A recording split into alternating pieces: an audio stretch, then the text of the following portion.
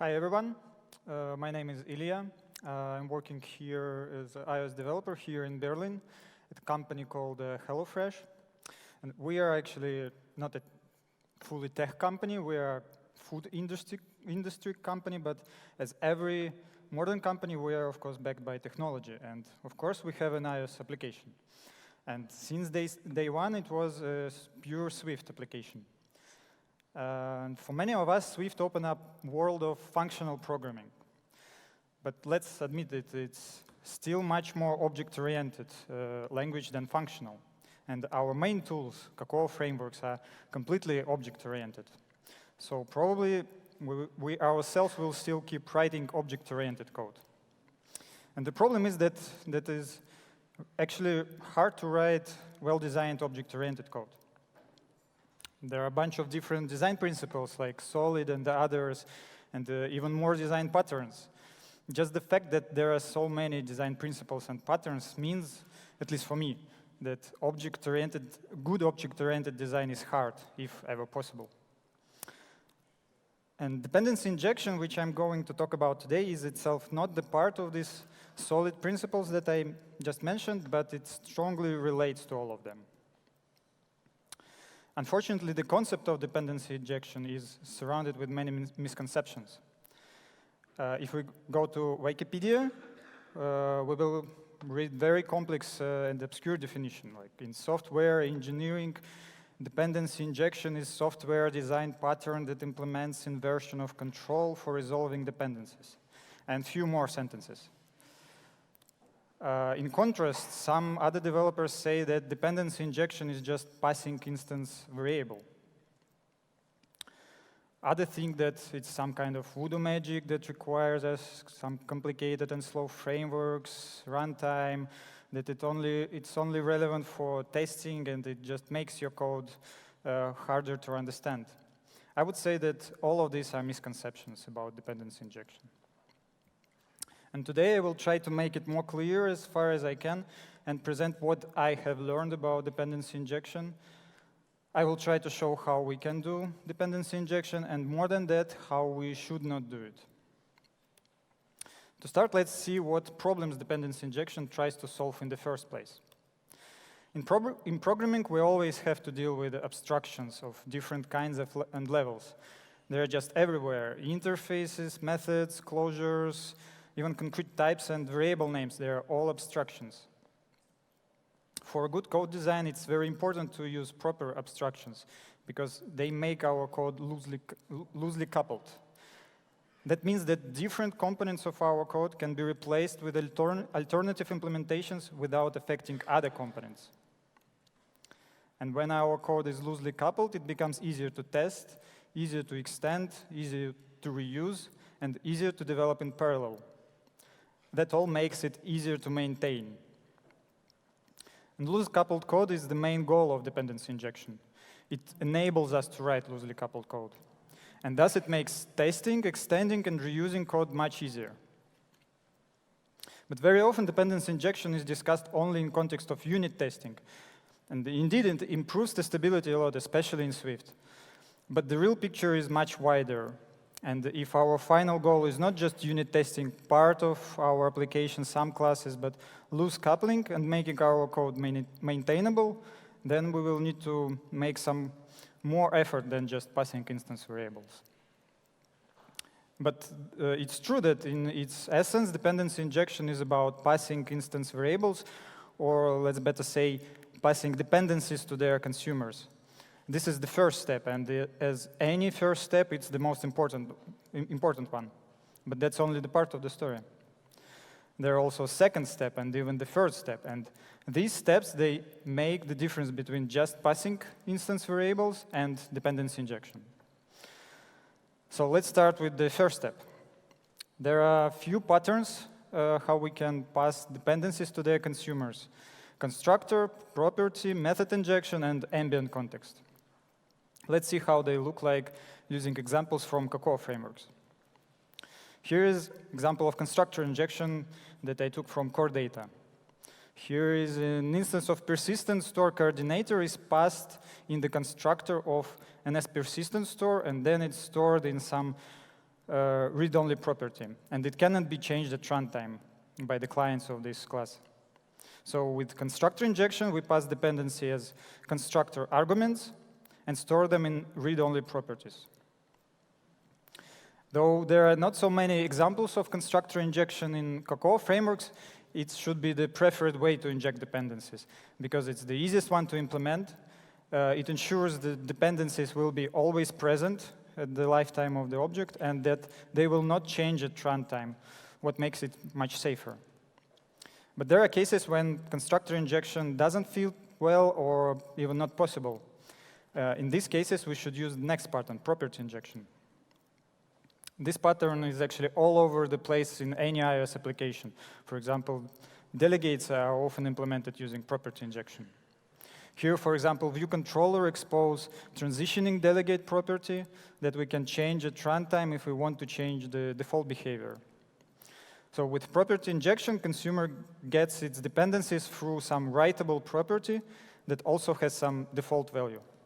When should we use this pattern? Property injection should be used when there is a good local default for dependency. What does local mean? Local means that it's defined in the same module. Nil is also a perfect local default. It just makes dependency optional. But when implementation comes from a separate module or framework or library, it's foreign. And then we shouldn't use it as a default value for this property. And we shouldn't use property injection. We should use constructor injection. Like, imagine that in the previous example, default implementation of transitioning delegate is defined not in the UI kit, but in some other framework. Then we always will need to link to this other framework, even if we don't use this API. And UI kit becomes tightly coupled to this framework. And it drags this unneeded dependency all over the place. The same can happen with our own code, and that will make it harder to reuse. Comparing with the constructor injection, property injection is maybe easier to understand because it's just a property. And it may look like it makes our API more flexible, but at the same time, it can be harder to implement correctly, and it can make our code more fragile. First of all, we need to have some default implementation in place, or we need to handle optional values. And this can lead to cluttering our code with unwrapping optionals. Secondly, we can not define our property as immutable at compile time. So if we want to make sure that clients cannot change this property after it was set the first time, we need to ensure it at runtime, not at compile time. Also, we may need to synchronize access to this property to prevent some threading issues. For all these reasons, I would prefer constructor injection to property injection. The next pattern, method injection, is as simple as just passing argument to a method. For example, here is an S-coding protocol. Here, each time when encode with coder method is called, new implementation of an S-coder, new instance of an S-coder can be passed as an argument. So method injection is usually used when dependency can vary from each call of the method, or it's temporal and there is no need to store the reference to this dependency outside of the method scope. The last pattern, ambient context. It's really hard to find example of this pattern in Cocoa framework. Probably in SURL cache is the most close example. So usually ambient context is implemented using some static methods or static writable properties with some default values. And in this example, we can, for example, set any subclass of an SURL cache as a shared instance and then access it through public static getter. And that makes the main difference of this pattern from singleton, which is usually not writable and can have only one instance at runtime. This pattern is only intended to be used for truly universal dependencies, like logging, analytics, time and date access, and something else, which represents some cross-cutting concerns that you can need to access from everywhere of your, any place of your code. And it has some advantages. It doesn't pollute API, and dependency is always available to their consumers. And it fits very well to cross-cutting concerns, but in other cases, it doesn't justify its disadvantages. And the disadvantages are that it makes the dependency implicit. And you only know about this dependency that it's used by this class only by expecting its implementation or at runtime. Also, it can introduce some global mutable state, which is not what you may want. So if dependency is not truly universal, we should use another DI patterns. So as you may notice, all of these patterns are very simple, I would say even obvious, but they all share one common principle, separation of concerns. We remove several responsibilities from the consumer of dependency. What concrete implementation to use, how to configure this dependency, and how to manage its lifetime. This lets us easily to substitute dependency with in different contexts or in unit tests, change its lifetime strategy, for instance, use shared or separate instances, or to change the way how the dependency is constructed, all without changing its consumers. That makes consumers decoupled from their dependencies, making them easier to reuse, extend, develop, and test. The obvious side effect of these patterns is that now every user of our code needs to provide its dependencies. But how do we get them? If we create them directly, then we become tightly coupled with those dependencies ourselves. So we just move the problem to another place. And that problem brings us to a much less discussed DI pattern called composition root. Composition root is a place where components from different layers of the application are wired together.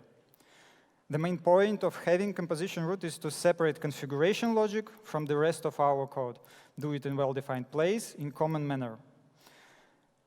Having a piece of code which single responsibility is to configure other components. And creating dependencies and injecting them in constructors or properties should be done only in the composition root. Ideally, there should be one composition root in the application, and it should be close to the application entry point, like on this diagram. So for example, you can have some layered architecture where you have data access layer, domain model layer, presentation logic, and on top of these layers, you have application entry point, which is probably will be app delegate, and at the same layer, you have a composition root. But that doesn't mean that composition root should be defined as a single class or with a single method. It can contain as many classes as you want, as it needs to be, until they stay together at the same layer of components. Here is, for example, implementation of composition root from Viper example application. If you're not familiar with Viper, there will be the next talk, which will, I expect, describe this pattern a bit. So, for example, here we have, in configure dependencies method, we create some root level classes, then we create some specific classes for some list of to-do items like presenter, interactor, wireframe, and then we just wire them all together with a property injection and constructor injection. And this all implemented in one class. And the only place where we use this class is the app delegate. Here we first create dependencies class, which will configure all of the components and wire them together. Then we just call one method, and it sets root view controller in a window. So the entire object graph will be created here in a single call. And the only objects that will be created later in runtime will be view controllers and views. Unfortunately, composition root is usually not discussed in articles or talks about DI, but it's probably one of the most important parts of dependency injection. In fact, getting all classes with dependencies moved to composition root is the biggest challenge of properly implementing DI, especially in a large and legacy code base. If we manage to do that, we have already come a long way.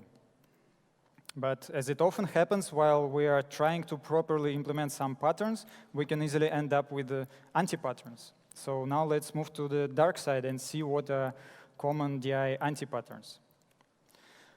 First of them is control freak. It's simply when you don't use dependency injection at all. When consumer of dependency controls how and when the dependency is created. It happens every time when consumer gets the dependency directly or indirectly using its constructor, anywhere outside composition root. For example, in its own constructor or just when it needs it. So in this example, we create core data repository right inside the constructor of recipe service. But does that mean that we are not allowed to use constructors at all? Of course not. It depends on what kind of dependency we construct. There are actually two kinds of them, stable and volatile. When it comes to stable dependencies, we should not worry about directly creating them inside consumer, but we should avoid doing that for volatile dependencies. What is volatile dependency then? Well, any dependency that requires some specific environment setup, like database access or network access, is volatile. Dependencies that implement some non-deterministic behavior, like accessing dates, random numbers, or they implement cryptography, they are also volatile. When we expect dependency to be replaced, or is just not ready because someone develops it in parallel, it's also volatile. The main symptom of volatile dependency is that they disable some of loose coupling benefits. If it doesn't let us test, extend, reuse, or develop our code in parallel, it should be considered as volatile. For example, we have some dependency that access random numbers or dates. It will be hard to, without injecting this dependency, it will be hard to test this code without different hacks. But with dependency injection, it becomes very easy. So if the dependency is not volatile, it's stable. And so first, we need to understand if the dependency is volatile or stable and inject it using dependency injection patterns only when it's volatile. The next anti-pattern is called bastard injection. That happens when we have constructor that lets us provide dependencies for tests and another constructor with default implementations used in production code. In Swift, we can easily do that with default arguments for constructors, like in this example. From one point of view, this pattern improves the stability because we can easily change the implementation with mock implementation. The problem of this pattern is using as a default a foreign default defined in another module, because that makes our code testable but tightly coupled with another module. If default implementation is local, then the impact of this pattern is much smaller, and maybe it will just make sense to refactor it to property injection. But when default implementation is foreign, we should use constructor injection and do not provide the default value for this argument. Instead, we should provide it in the composition rule, in the composition root. This way, we don't lose any flexibility, but we avoid tight coupling with another module. The last anti-pattern I will talk about is a service locator. Service locator is a common name for some service that we can query for different objects that we previously registered in it. It's the most tricky anti-pattern, I would say, because it can make us feel that everything is all right, and many developers don't even consider it as anti-pattern at all. But in fact, service locator is opposite to dependency injection. So let's look at this example. So here we have some service locator that we access through shared instance property. Then we register some implementation for recipes repository type. And then when we need it in recipes service, we access the locator again through shared instance property, and then we ask it to provide us this dependency, this recipe repository, instead of passing it as a constructor argument with constructor injection or as a property with property injection. It seems like service locator provides all the benefits of dependency injection because it improves the stability and extensibility, because you can easily register another implementation without changing its consumer. It separates configuration from usage. It also enables parallel development, but it has few major drawbacks. First, it makes dependencies implicit instead of explicit, and that hides real class complexity. To be able to use this class, we now need to know its internal details. We don't see its dependencies in its public interface, and we will find out about them only in at runtime or by inspecting its implementation or documentation. Also, with service locator, our code becomes tightly coupled with the service locator itself, and that completely breaks reusability and makes code less maintainable. For these reasons, I tend to think that service locator is anti-pattern. And instead of using it, we should define dependencies explicitly, use dependency injection patterns to inject them, and use composition root to wire them together. So let's sum up what we have discussed by that point.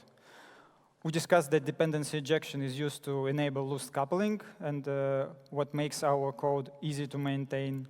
We discussed that there are different DI patterns, and among which we should prefer constructor injection. And we discussed what are local and foreign defaults, what are stable and volatile dependencies, and also we discussed what are common DI anti-patterns that we should avoid.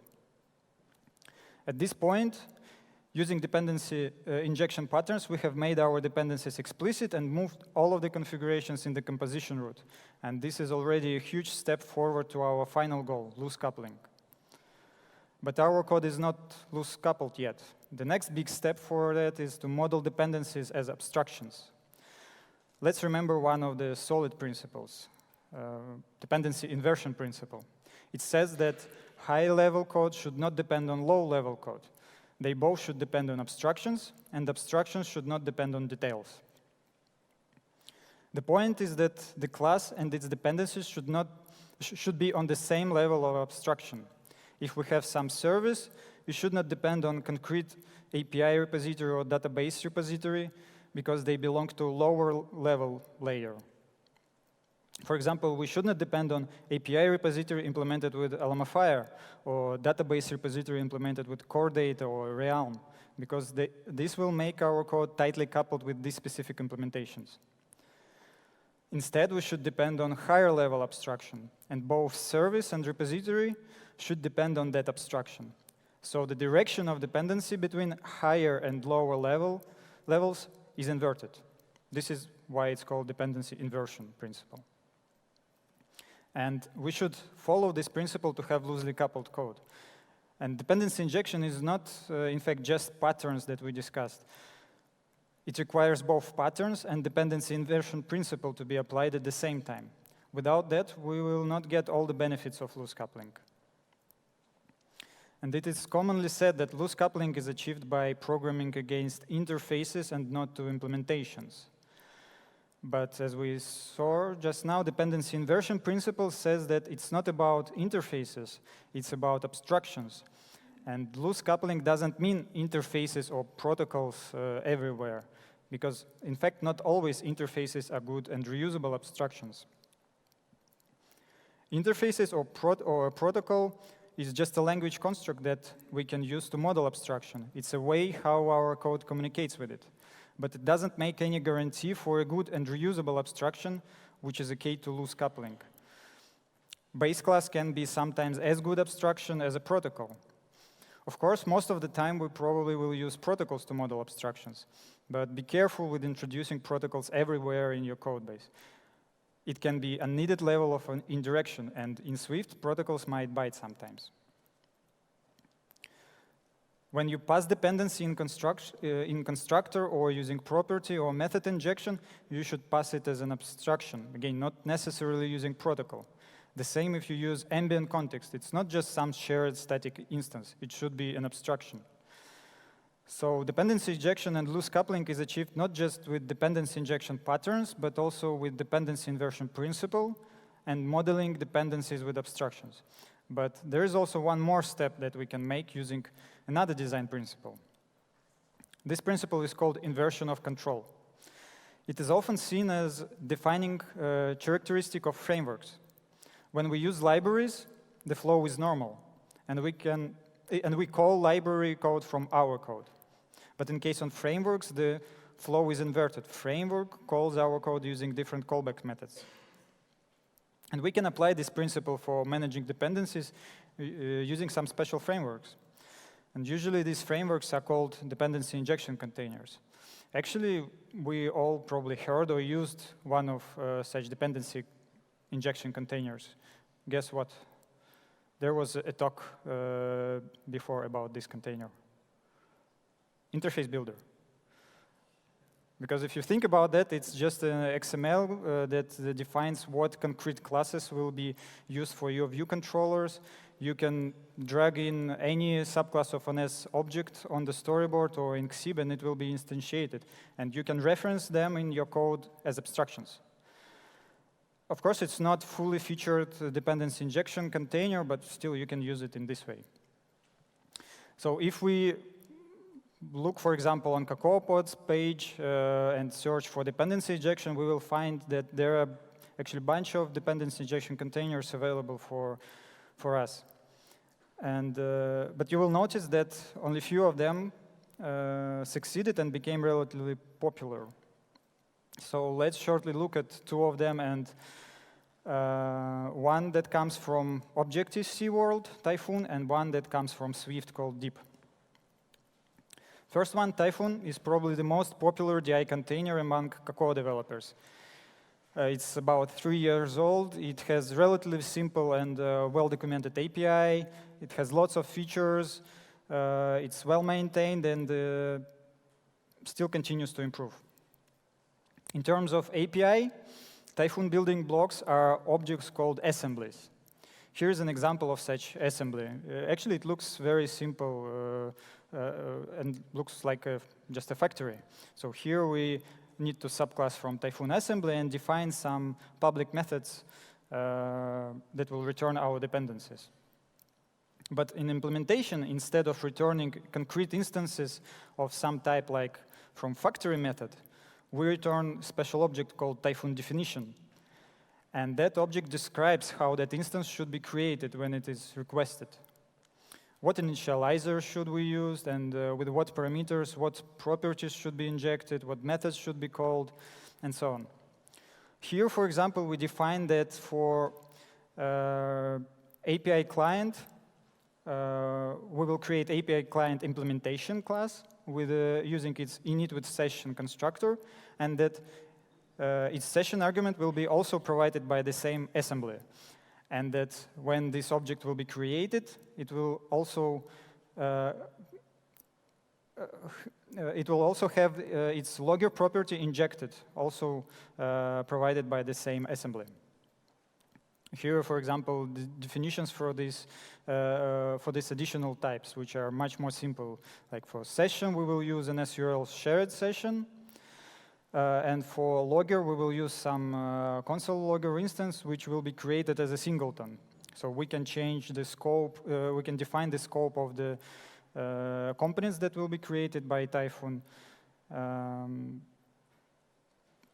For example, we can make singletons, we can make weak singletons, we can make prototypes that will be that will create new instances every time when you request them, or shared instances.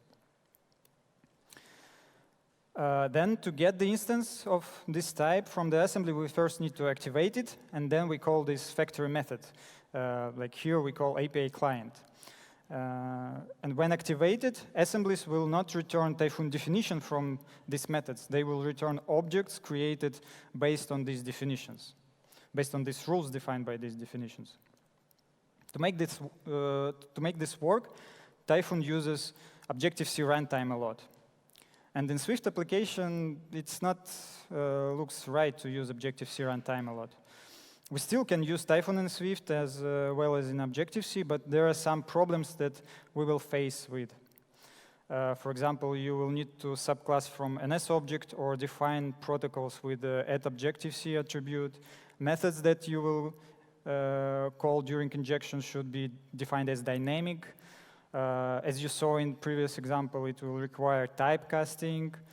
Actually, not all the features of TYPHOON are available in Swift, and the API just looks not very Swifty.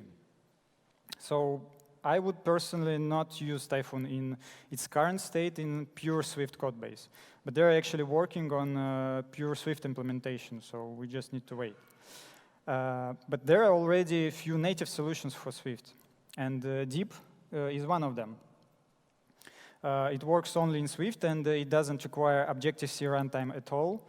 In fact, it even doesn't have any reference to Foundation, so we can use it on any platform where we can use Swift. It's also type-safe, and the implementation is not that complicated comparing with TYPHOON. In terms of API, it takes an approach that is more traditional for DI containers on other platforms, and it follows register-resolve pattern. So here, for example, the same example that we use for TYPHOON, but written with deep. First, we register API client implementation class as implementation of API client protocol. Then container will also resolve constructor argument, and when instance is created, it will set its logger property. For session parameter, it will use shared URL session, and for logger, it will create a singleton instance, the same as in TYPHOON. But you can see it's much simpler to write and read. Then when we need to get the instance of API client, we simply call resolve method, and that will return us the type that we ask with this as attribute.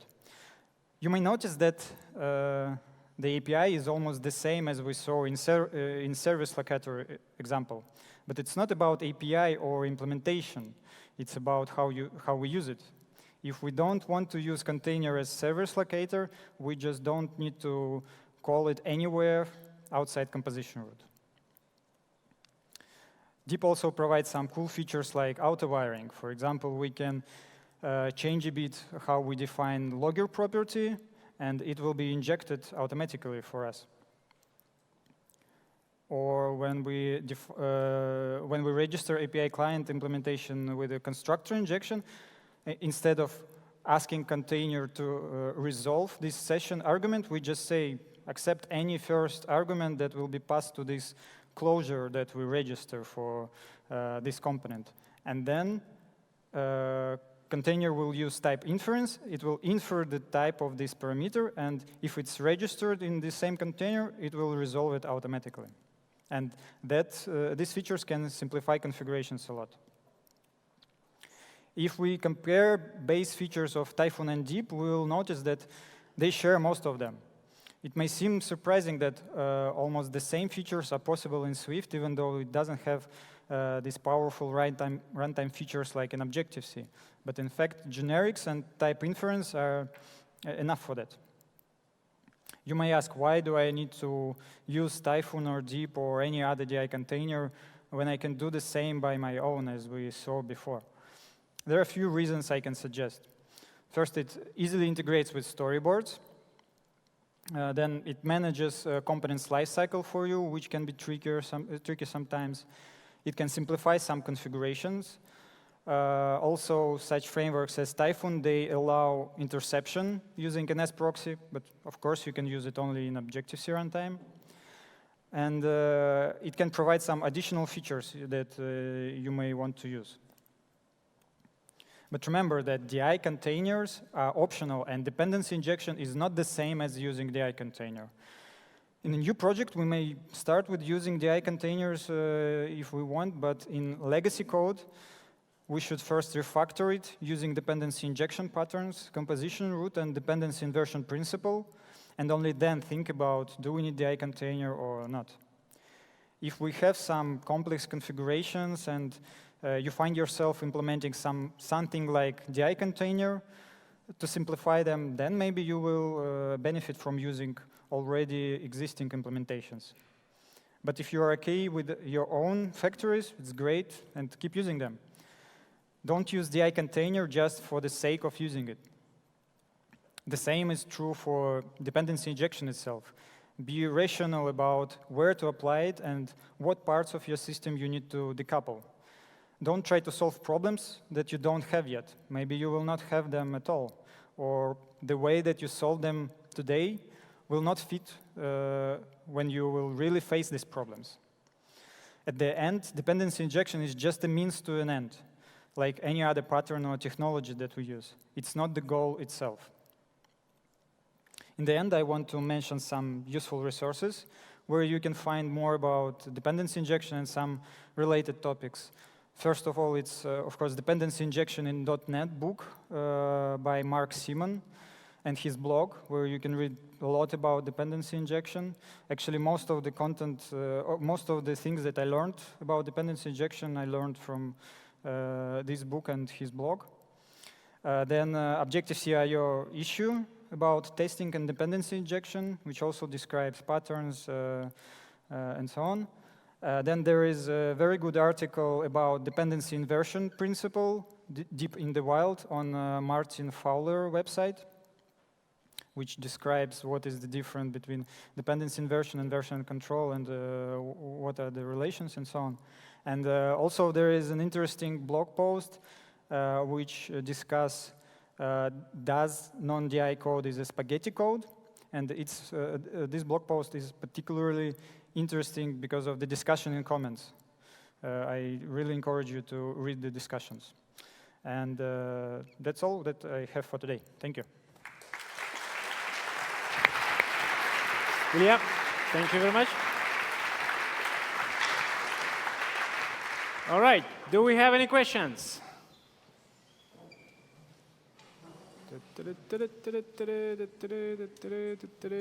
Any questions? Anyone interested?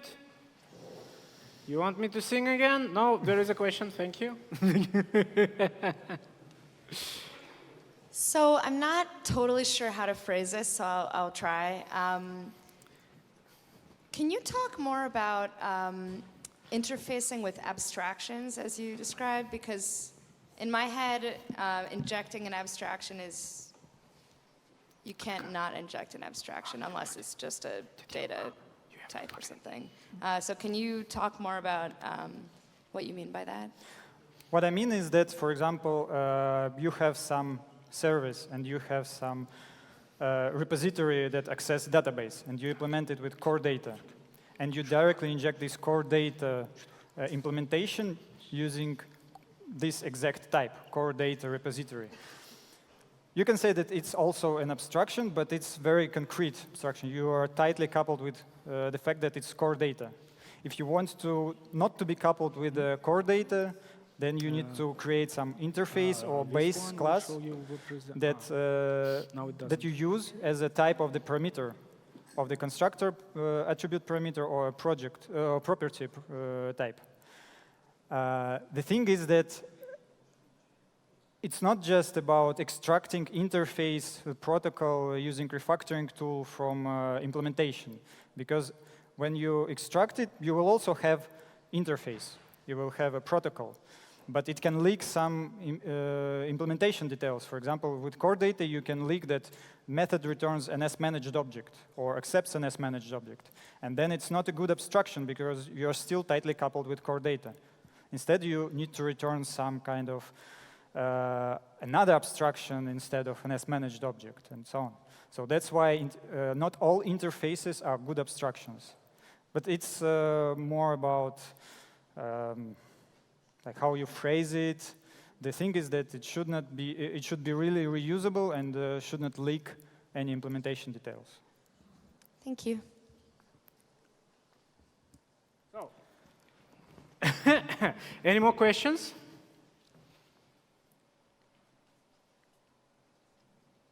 Three, two, one. All right, then, Ilya, thank you very much. Thank you.